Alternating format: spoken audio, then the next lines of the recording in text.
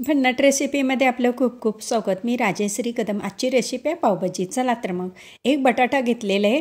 बटाटा जास्त घ्यायचा, पावभाजीला छान टेस्ट येते. अर्धी वाटी आता मटार घालून घेऊ.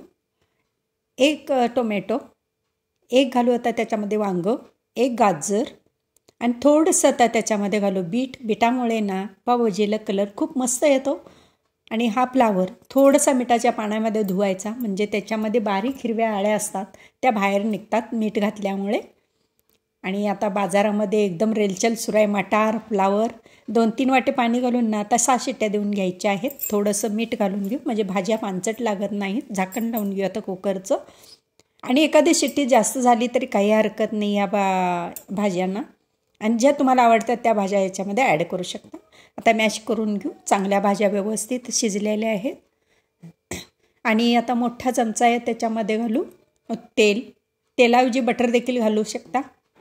आणि बटरमुळे तर खूपच छान टेस्ट येते. जिरं मोहरी, आता जिरं मोहरी तडतडलेले. आता घालू आलं लसणाची पेस्ट.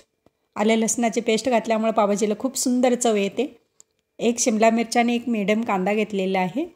4 ते 5 कढीपत्त्याचे पाने घेऊ त्याच्यामध्ये. अर्धा चमचा आता हळद घालून घेऊ. आणि आता कसं सगळ्या भाज्या एकदम ताज्या ताज्या येतात ना बाजारामध्ये, सीझनच आहे हिवाळ्यामध्ये. 1 चमचा लाल तिखट तुमच्या आवडीप्रमाणे. एव्हरेस्ट मसाला 1 चमचा पावभाजीचा. तुम्ही कोणत्याही कंपनीचा घ्या, काही हरकत नाही. आणि शिजलेली भाजी आता ह्याच्यामध्ये ॲड करून घेऊ. थोडासा बटर घालून घेऊ, आणखीन टेस्ट वाढते बटरमुळे.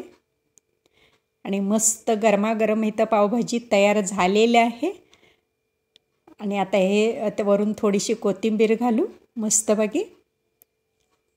आणि ह्याला बाजूला ठेवून देऊ आता. आणि ह्याला लागणारे पाव भाजून घेऊ बटरमध्ये. थोडासा बटर टाकायचं आहे. आणि असे ताजे पाव पण ताजे आहेत छान. आता हे भाजून घेऊ. आणि आता ही पाव भाजलेले आहेत. आता सर्व करून घेऊ आपण पावभाजी. आणि मस्तपैकी ताव मारायचा पावभाजीवरती. काढून घेऊ आता ही डिशमध्ये. गरमागरम पावभाजी. हा हा हा हा मस्त.